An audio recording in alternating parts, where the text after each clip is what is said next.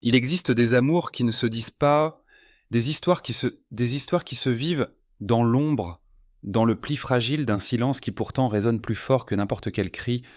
Peut-être l'as-tu déjà senti.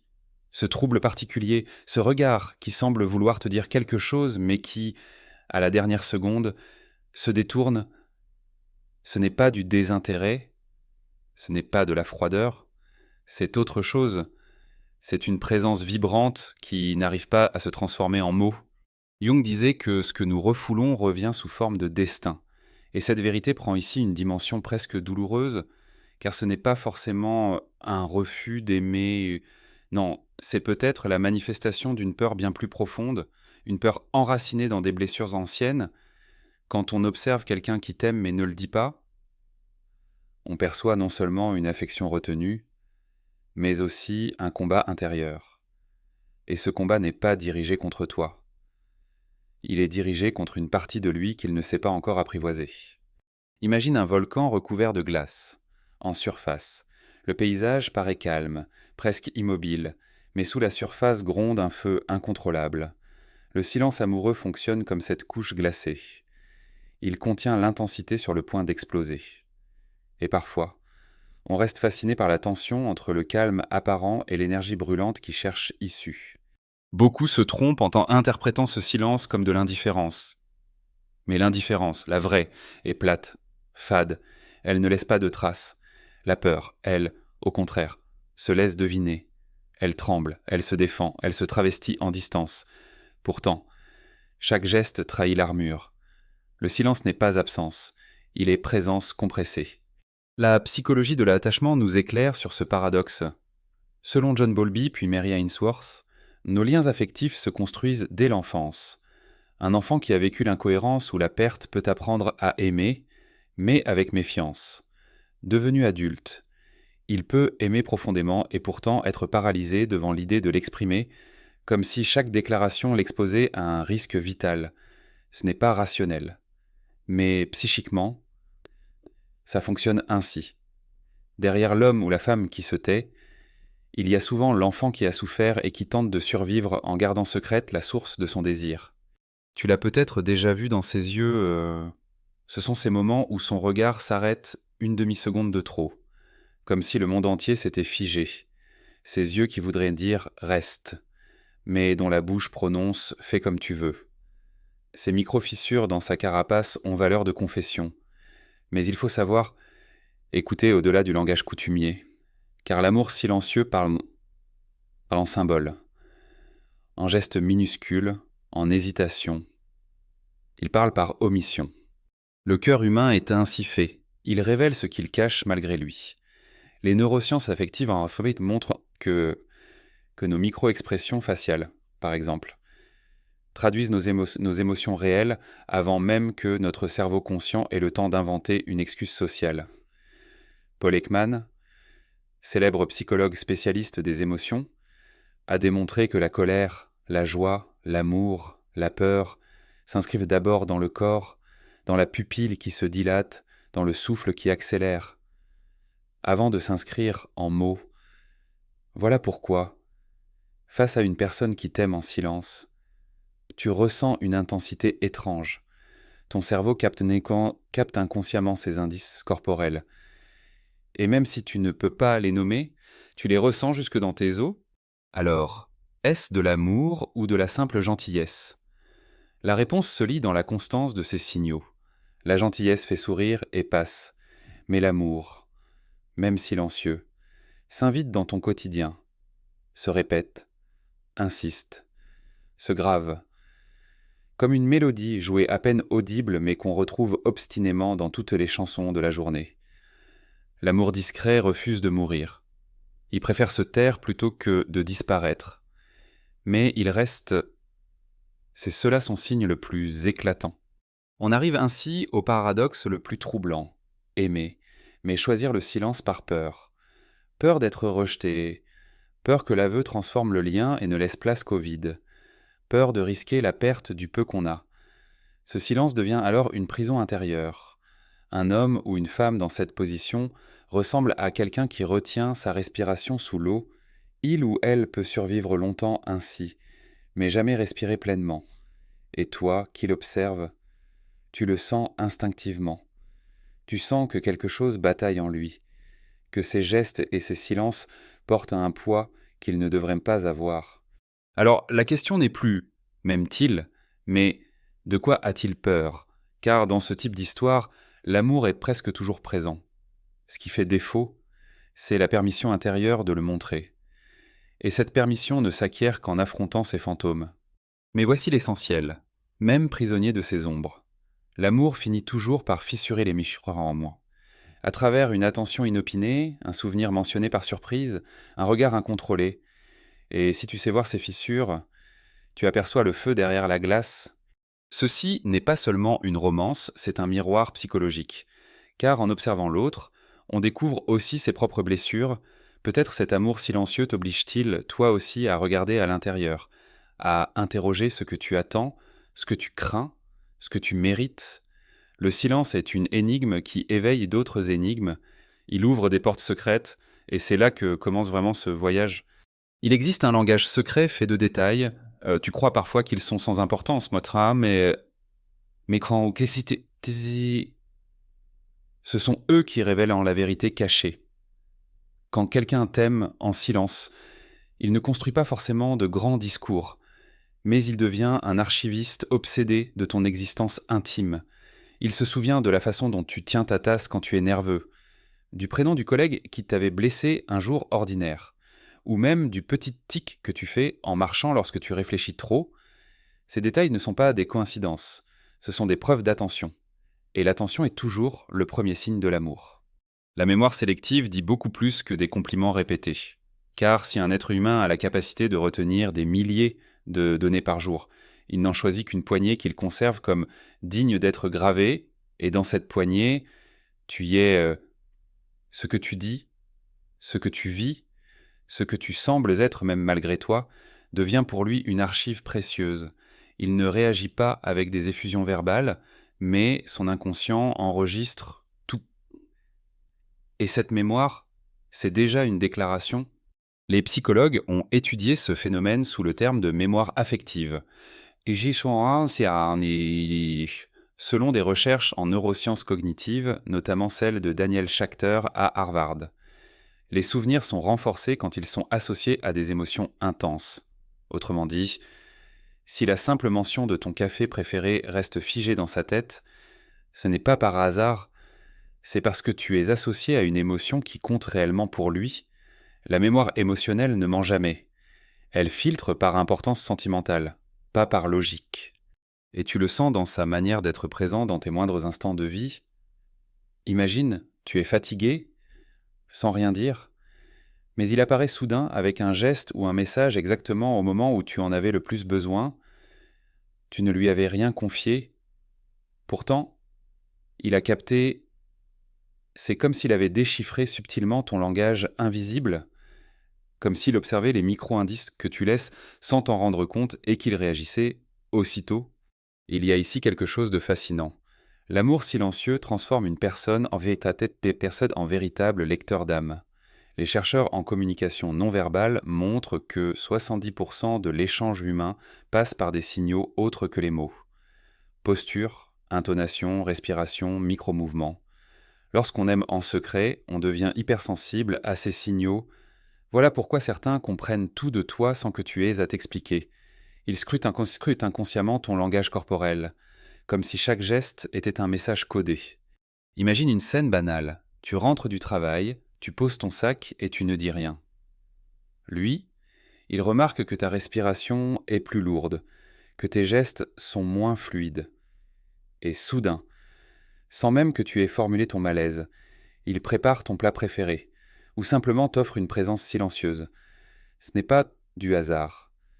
C'est la traduction corporelle d'un sentiment profond qui n'ose pas passer par les mots. Et ce genre d'attention, tu le sens différemment qu'une simple politesse. Tu ne peux pas l'expliquer logiquement, mais ton corps le reconnaît. Le philosophe Pascal disait déjà « Le cœur a ses raisons que la raison ne connaît point ». Ici, ton cœur reconnaît cette constance et cette délicatesse instinctive, parce qu'un homme distrait n'agit pas ainsi.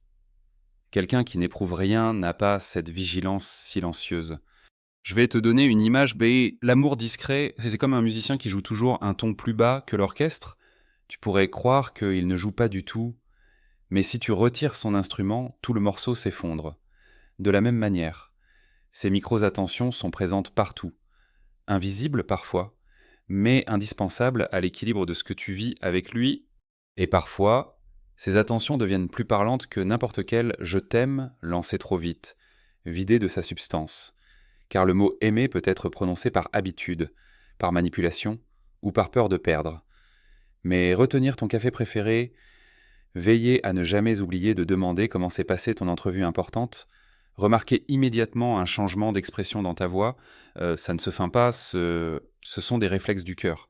Avant d'être des décisions conscientes, on retrouve ici un point essentiel. Dans l'attachement humain, surtout de type évitant ou anxieux, beaucoup d'émotions passent par la bande. L'individu effrayé par le rejet ne se montrera pas dans la clarté des mots. Mais ne crois pas que cela signifie l'absence d'intérêt. Au contraire, c'est souvent une intensité si forte qu'elle cherche des voies détournées pour s'exprimer. En réalité, alors, c'est une sorte de langage codé. Il ne sait pas parler avec sa bouche. Alors il parle avec ses gestes. Il ne sait pas dire la phrase. Alors il retient la moindre syllabe que tu as prononcée la semaine dernière. Et cette traduction, si tu l'apprends à entendre, devient plus puissante que n'importe quelle déclaration verbale. Un exemple simple. Peut-être qu'un ami ou un collègue plus bavard t'a déjà couvert de compliments, mais tu ne l'as pas pris au sérieux. Pourquoi ? Parce qu'il n'y avait pas cette cohérence profonde, cette mémoire des petites choses.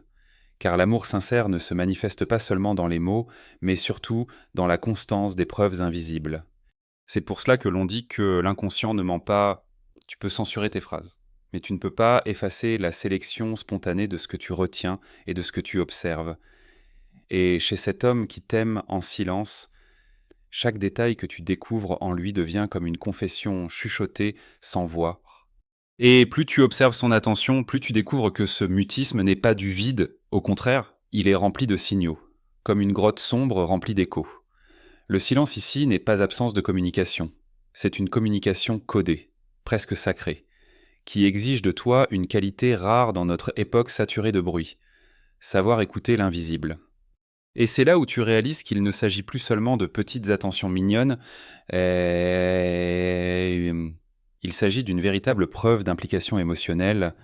La gentillesse ordinaire s'arrête à la porte de la politesse, l'amour silencieux, lui, rentre dans ta maison intérieure, range tes souvenirs, se souvient de tes blessures, t'accompagne même quand tu n'en as pas fait la demande, et c'est là qu'il faut apprendre à distinguer.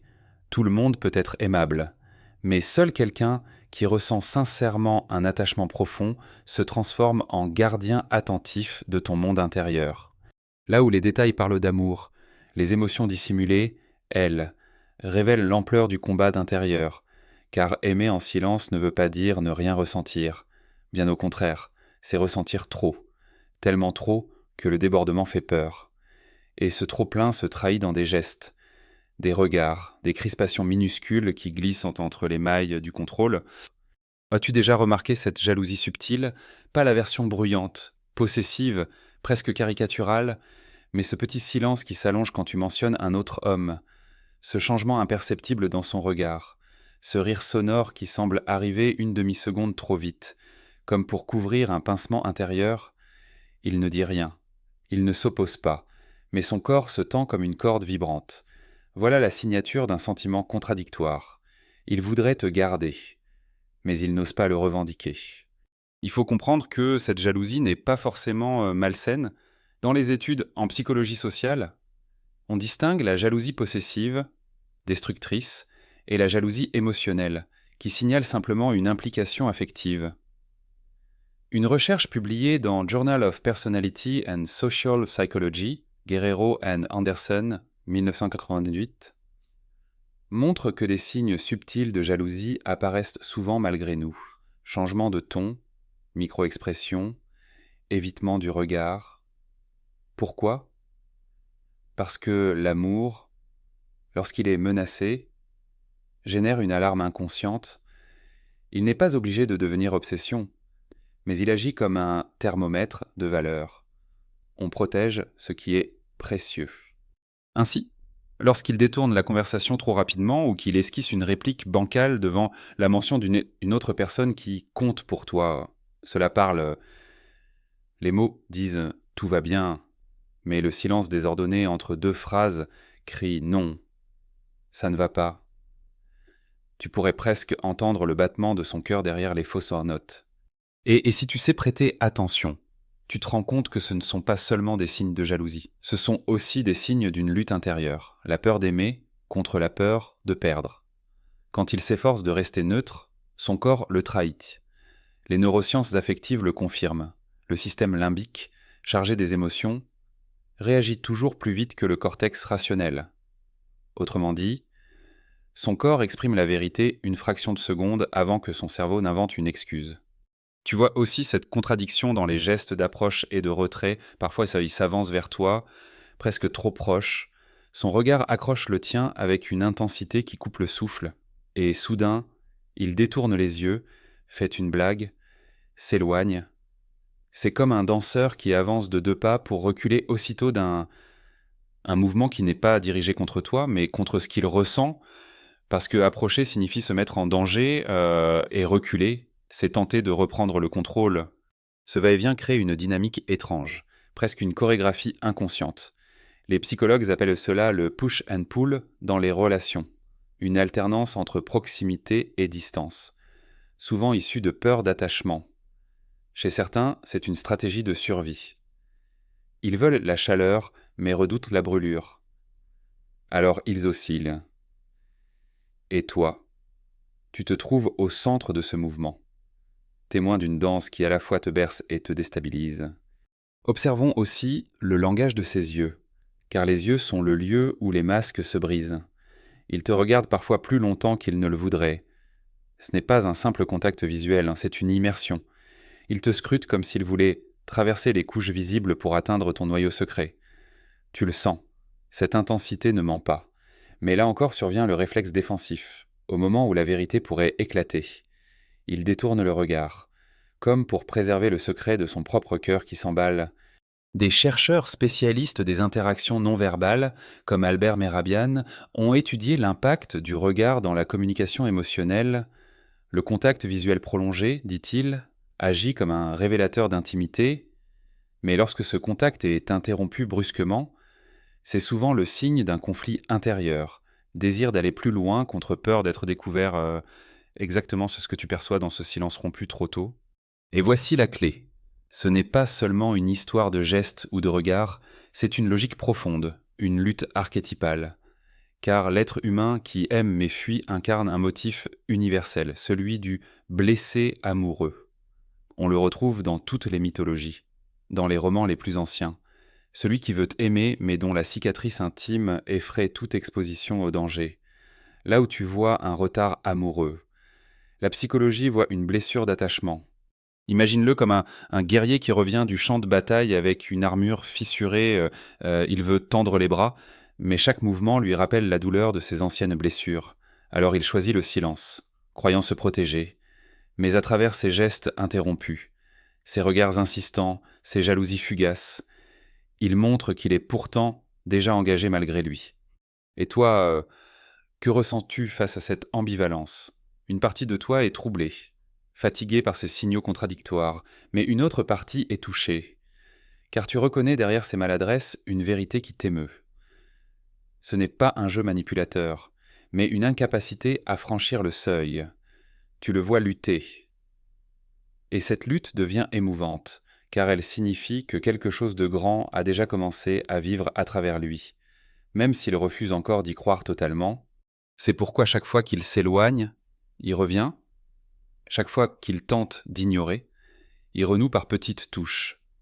Car l'amour silencieux obéit à une loi simple, même bâillonnée. Il trouve toujours une ouverture, un faux détachement, une blague mal placée, un regard qui trahit, un bonne nuit envoyé plus tard que prévu. Ce sont ces fissures dans sa façade qui disent la vérité. Alors, la jalousie discrète, les regards insistants, les gestes avortés, tout cela compose une langue symbolique.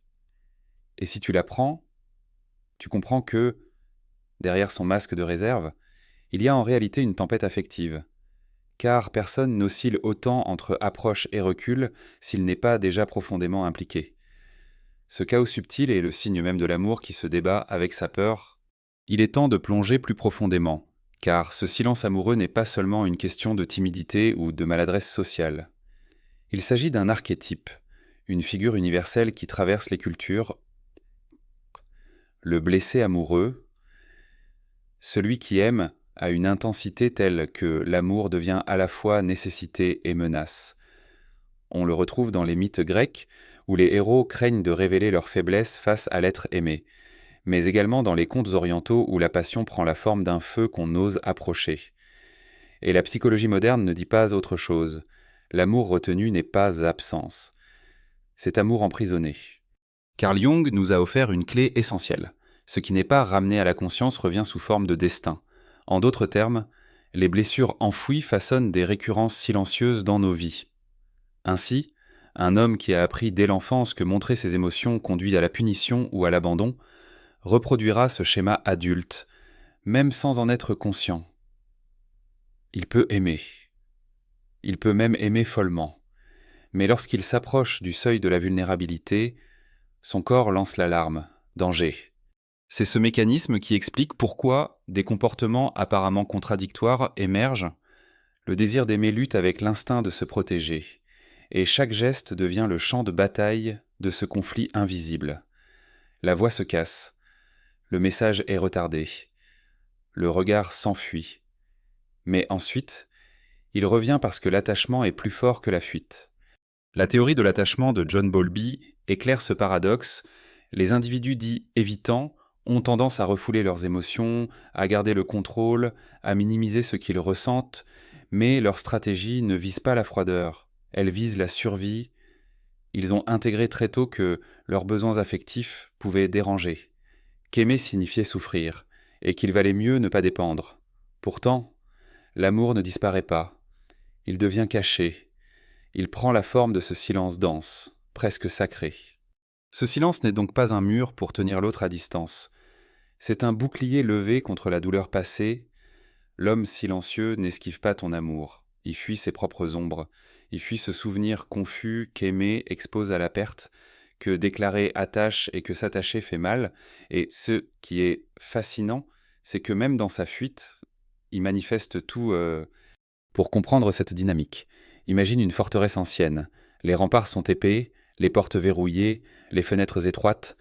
De l'extérieur, on croirait que rien ne peut pénétrer. Et pourtant, chaque forteresse recèle une fissure, une meurtrière par laquelle la lumière passe.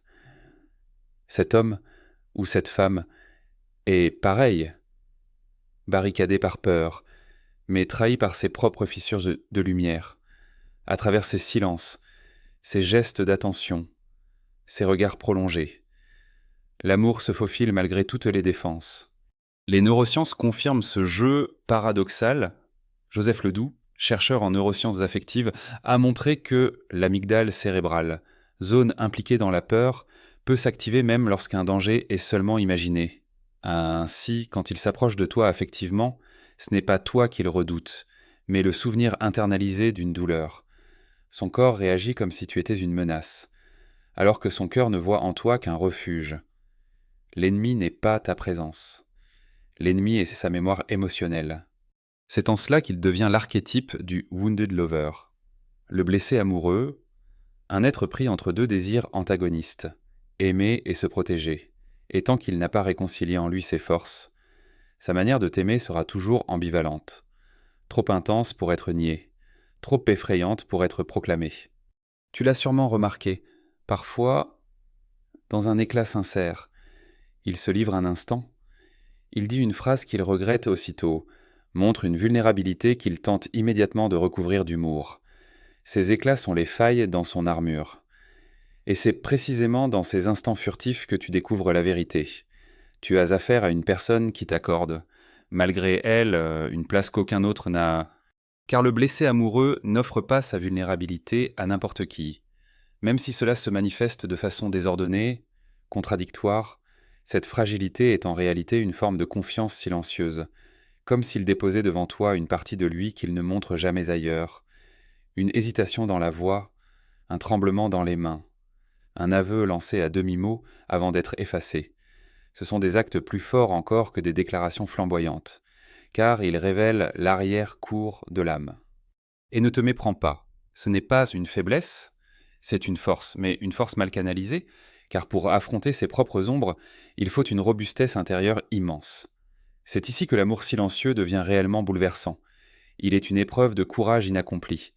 Alors que faire face à cet archétype, faut-il se contenter d'attendre qu'il mûrisse, ou bien se détourner parce que l'incertitude est lourde?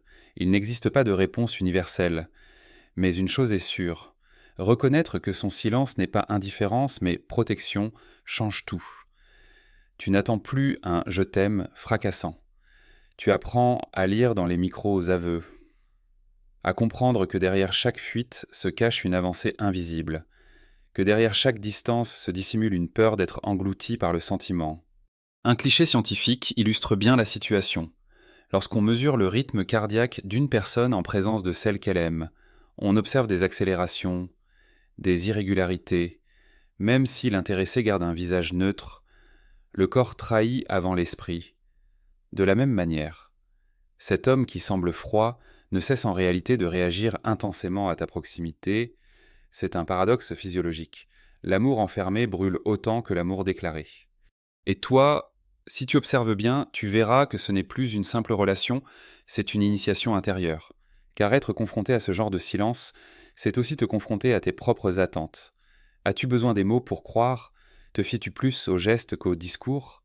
Acceptes-tu l'inconfort ou réclames-tu la certitude immédiate? De son combat intérieur naît ton propre miroir. L'amour silencieux est double. Il le transforme, lui. Mais il t'interroge toi aussi.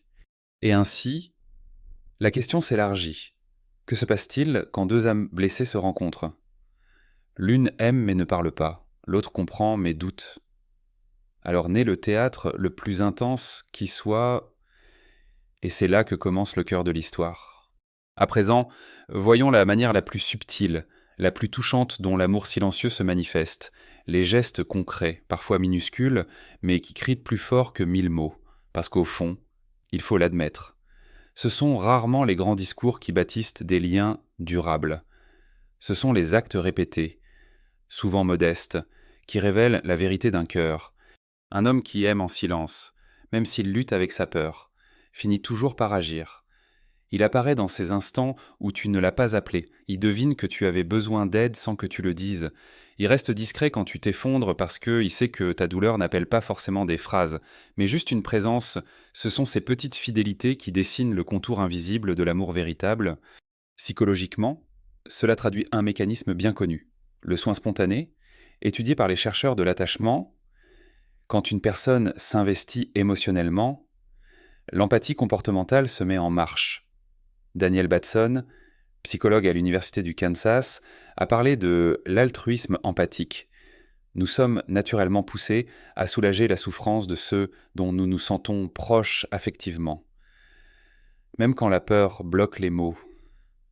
Cette pulsion traverse les obstacles. C'est pourquoi son soutien est parfois presque automatique, incontrôlé. Souviens-toi de ce soir où tout semblait aller de travers pour toi, tu n'avais rien dit. Peut-être même avais-tu tenté de sourire, mais il a deviné, et sans poser de questions intrusives, il a trouvé la manière de t'apporter un moment de réconfort. Une présence physique, un petit cadeau, un « je passe juste pour voir si tout va bien ». Tu as peut-être pris cela pour une coïncidence, mais en vérité son inconscient a capté ce dont tu avais besoin. Ce genre de constance n'est pas ordinaire. Elle ne s'explique pas par simple amitié polie. Et ce qui est fascinant, c'est que ces gestes n'ont rien de spectaculaire. Ils sont parfois si silencieux que les autres ne les voient pas, mais toi, tu le sais, parce que lorsque tu cries intérieurement, il est là, parce que lorsque le monde se disperse et se détourne, lui revient discrètement, sans tambour, mais fidèlement. Et au fond de toi, une partie sait que ce n'est pas simplement le hasard, c'est la traduction pratique d'un amour qui ne sait pas s'exprimer autrement. Il y a aussi l'écoute, pas une écoute vide où l'on attend simplement son tour pour parler, mais une écoute totale, presque absorbante. Il se souvient de tes anecdotes insignifiantes, de ce que tu as dit en soupirant, même de ce que tu as cru ne pas dire, comme si chacune de tes paroles devenait un petit morceau de lui, et dans cet archivage affectif, tu vois la trace la plus intime, tu occupes un espace sacré dans sa mémoire. La recherche confirme cela selon une étude de Rubin, Peploe et Hill, 1981, sur la psychologie de l'amour romantique. Les individus amoureux montrent une capacité augmentée à se souvenir d'informations personnelles concernant la personne aimée, même lorsqu'elles sont banales ou anecdotiques. Pourquoi ? Parce que l'esprit amoureux traite l'autre comme une figure centrale autour de laquelle s'organise le monde intérieur. Autrement dit, le simple fait qu'il se souvienne de détails que personne d'autre n'a retenus est une preuve inconsciente d'attachement profond. Parfois, tu as sûrement ressenti cette impression étrange lorsqu'il répète un mot que tu avais prononcé par hasard, ou lorsqu'il revient sur une histoire que tu avais jugée sans intérêt. Tu as presque l'impression d'être mise en lumière, comme si ta voix comptait plus que tu ne le croyais. Et c'est précisément dans ces instants que tu comprends. Il n'écoute pas seulement tes phrases, il t'écoute toi. Il écoute avec la mémoire d'un cœur attentif. Mais ce n'est pas tout. Regarde ces micro-fragilités. L'amour silencieux n'exhibe pas de grandes vulnérabilités, mais des fissures fugitives, un soupir plus long, une fatigue non admise, une confession déguisée en anecdote. Et souvent, il ne se rend même pas compte qu'il t'offre là un fragment de son monde intérieur. Ces failles sont précieuses. Elles révèlent que malgré ses défenses, il ose, inconsciemment, déposer devant toi un fragment de son authenticité, et toi, tu le perçois, parce qu'il ne fait pas cela avec tout le monde. Cette vulnérabilité, même infime, même maladroite, est un signe de confiance muette, et elle nourrit une intimité plus forte que des phrases parfaites, car l'acte de se montrer imparfait devant quelqu'un, c'est déjà aimer. C'est dire « je crois que tu ne m'écraseras pas si je baisse mes gardes ». Souvent aussi, dans ces gestes, il y a ce que l'on pourrait appeler une protection discrète. Il ne l'avouera jamais. Mais il agit parfois comme un gardien invisible.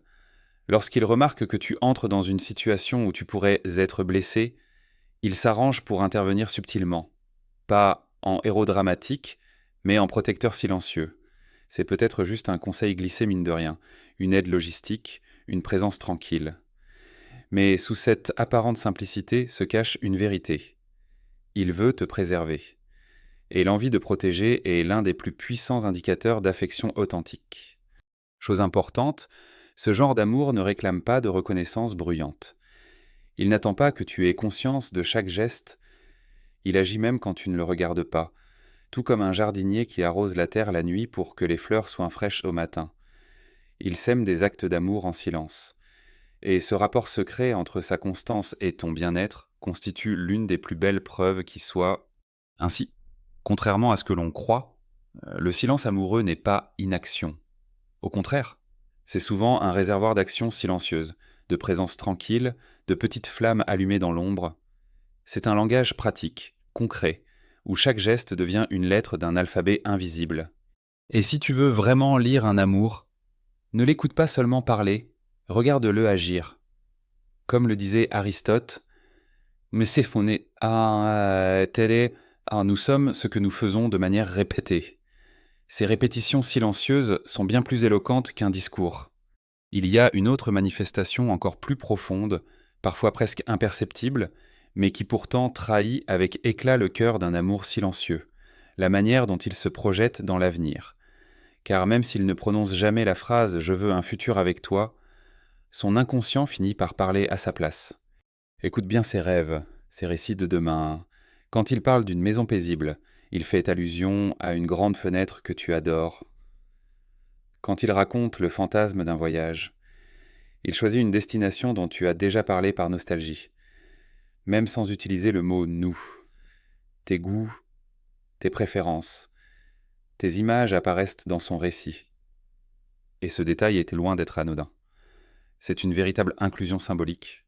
Les psychologues expliquent cela par le concept de réseau de soi inclusif.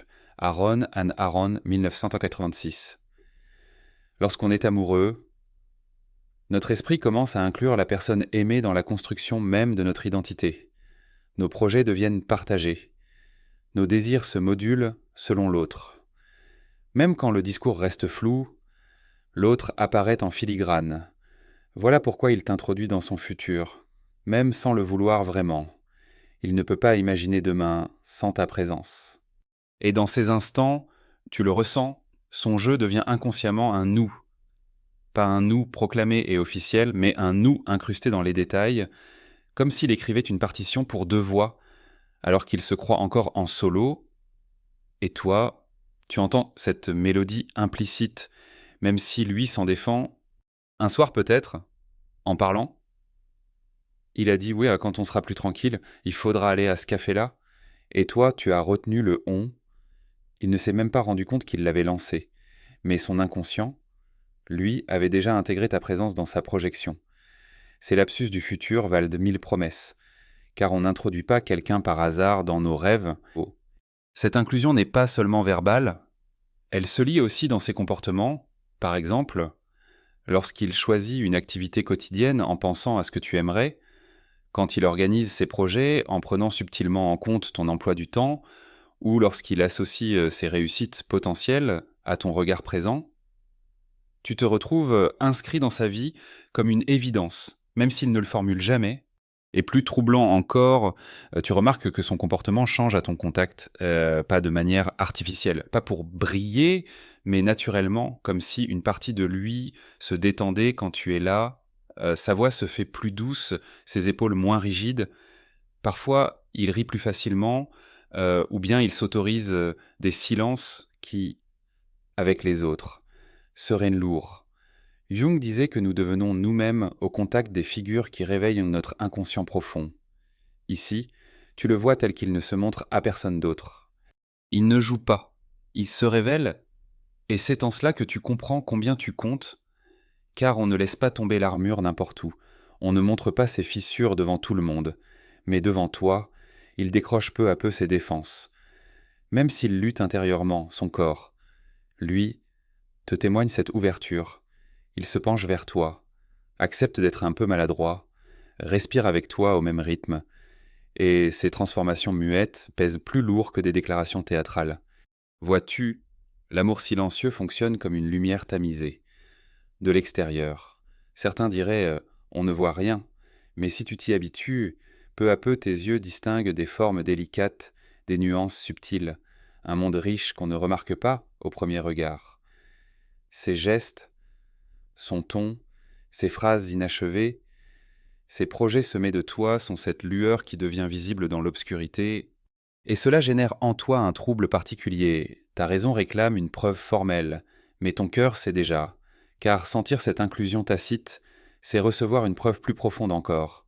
Il t'a installé dans la racine de son avenir, avant même d'avoir trouvé le courage de le dire. Mais attention, cet amour n'est pas sans tension, car inclure l'autre dans son futur, tout en ayant peur de l'avouer, déclenche parfois une culpabilité sourde. Alors il revient à ses contradictions.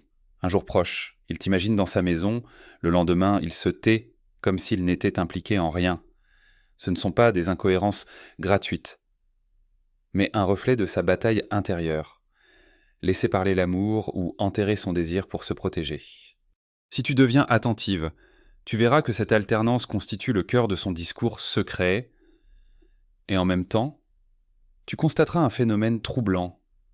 Malgré ses efforts pour cacher, tu es toujours là, présente dans ses rêves, dans ses gestes, dans ses fissures, comme un refrain qu'il ne peut s'empêcher de fredonner. Finalement, ses silences, sa constance, sa mémoire, ses projections, tous ces fragments te conduisent vers une révélation. Nous ne sommes pas toujours ce que nous déclarons être. Nous sommes ce que nos actes répètent, ce que nos rêves révèlent, ce que notre inconscient trahit. Et cet homme qui se bat contre lui-même a déjà choisi. Malgré ses peurs, il t'a choisi. Même si les mots n'ont pas encore traversé la barrière de ses lèvres, et cela nous amène au seuil du dernier mystère. Que faire de ce silence? Laisser dépérir l'amour dans l'ombre, ou oser la vitesse de la lumière? C'est ici que la danse entre peur et courage atteint son sommet.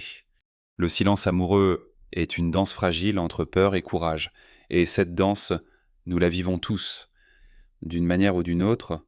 Certains l'expérimentent comme un vertige, l'envie de se jeter dans le vide, mais les jambes clouées au sol.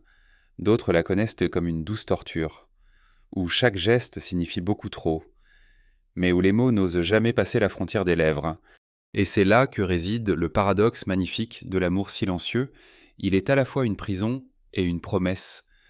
Une prison parce qu'il enferme ce qui brûle dans une cage d'ombre, une promesse parce que même bâillonné, l'amour trouve toujours à se manifester dans un regard, une attention, un geste retenu, et au fond, ce double visage en fait un mystère fascinant à vivre.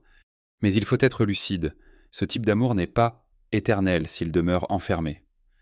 Le silence peut nourrir une intensité à court terme, mais à la longue, il risque de pourrir de l'intérieur, comme l'eau stagnante. Jung le disait déjà, ce qui ne devient pas conscient revient comme destin. Si un sentiment n'est pas assumé, il se transforme en douleur, en regret, en rendez-vous manqué. Et peut-être que le plus tragique dans les histoires humaines, ce ne sont pas les ruptures bruyantes, mais les non-histoires. Ces liens puissants qui n'ont jamais eu l'occasion de se dire et qui restent à l'état de fantômes. Pourtant, ce silence porte aussi en lui un potentiel immense de transformation, car aimer en silence exige de la personne une force d'observation, une concentration sur l'autre, une fidélité implicite qu'on retrouve rarement ailleurs. Et si à un moment donné le courage franchit le mur de la peur, ce genre de relation peut donner naissance à une profondeur incroyable, car elle est construite sur un socle de détails, de gestes sincères et répétés. Imagine-le comme une eau souterraine, longtemps invisible. Elle circule sous la terre, nourrit secrètement les racines, puis un jour, elle jaillit en source claire. Ceux qui n'ont pas vu le travail souterrain croiront que la source est née d'un coup, par miracle, mais toi, tu sauras qu'elle coulait depuis longtemps, que chaque souvenir gardé, chaque présence discrète, chaque fissure dans son armure préparait ce moment. Le silence amoureux nous met également face à une question intime. Qu'attendons-nous vraiment d'un « je t'aime » ? Est-ce les mots qui nous rassurent, ou bien la vérité des faits ? Après tout, combien de fois avons-nous entendu des « je t'aime » vides de sens ? Combien de fois avons-nous cru aux promesses enflammées qui se sont éteintes comme des étincelles ? Face au vide des déclarations précipitées, le silence amoureux offre une intensité différente. Il ne promet rien, mais il agit, il s'inscrit, il répète. Et cela nous amène à la réflexion la plus profonde. L'amour n'est pas toujours un feu d'artifice visible. Parfois, c'est une braise cachée qui réchauffe en secret. Oui, il demande du courage pour se dire, mais il ne faut pas nier ce qu'il transmet déjà. Une attention rare, une constance, une fidélité qui dépasse les mots. Alors peut-être que la véritable invitation de l'amour silencieux, c'est celle-ci. Apprendre à lire l'invisible. Apprendre à entendre le langage des détails, des gestes, des contradictions. Apprendre que parfois le manque de mots n'est pas un manque d'amour, mais une peur trop grande qui cherche un chemin, et accepter que, derrière chaque recul, chaque silence, une vérité brûlante attend d'être révélée. Ne te trompe pas, tout amour appelle tôt ou tard à la lumière. Même l'homme le plus prisonnier de ses ombres finit par chercher un passage. Mais pour que ce passage existe, il faut une rencontre, la rencontre entre son désir et son courage, et aussi la rencontre avec ta propre patience, ta propre clarté. Car face au silence, tu as aussi un rôle. Tu peux interpréter ce silence comme un vide, ou bien comme un langage qui demande à être compris. Et si cette histoire est la tienne, si tu vois dans ces gestes retenus un amour trop fort pour s'avouer, alors rappelle-toi ceci. Tu n'es pas témoin d'une absence, tu es témoin d'une bataille intérieure. Et dans cette bataille, chaque fissure d'émotion, chaque souvenir gardé, chaque regard prolongé est déjà une victoire de l'amour sur la peur.